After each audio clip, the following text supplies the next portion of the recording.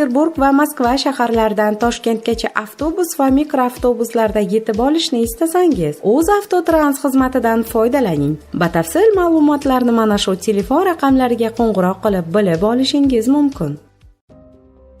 Tojikiston Ichki ishlar vazirligiga fotosuratlari behayo saytlarga chiqib ketayotgan qizlardan ko'plab shikoyatlar kelib tushmoqda, deb xabar qildi RIA Novosti. Tojikiston Ichki ishlar vazirligi matbuot kotibi Umarjon Emomalidan olingan xabar asosida. Ma'lumotlarga ko'ra, kimdir ijtimoiy tarmoqlardagi porno sahifalarida Tojikiston qizlarining suratlaridan foydalanayotgan ekan.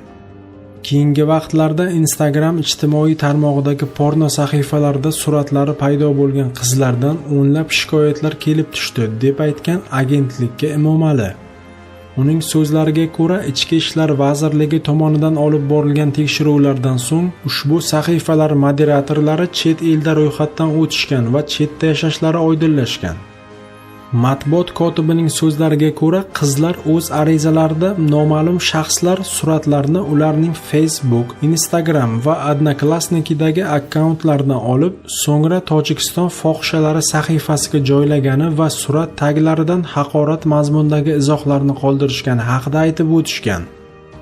Arznoma bilan murojaat qilgan qizlarning so'zlariga ko'ra, noma'lum shaxslar ularni ta'qib qilib, ushbu suratlarni sahifadan olib tashlanishi uchun katta miqdorda pul talab qilishmoqda, degan u.